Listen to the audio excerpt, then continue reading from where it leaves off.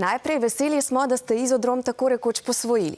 Poslali ste nam že kup fotografij, kako nas spremljate in kaj vse še počnete doma. Nekateri boste ta čas na primer izrabili za poglobitev kuharskega znanja. Sporočili ste nam tudi, da so vam nekateri učitelji naročili ogled zadnjega Infodroma. Alina iz Švice pa je dobila nalogo, naj nam napiše pismo. Vse kaže torej, da ste pouk na daljavo vzeli zelo resno. Bravo!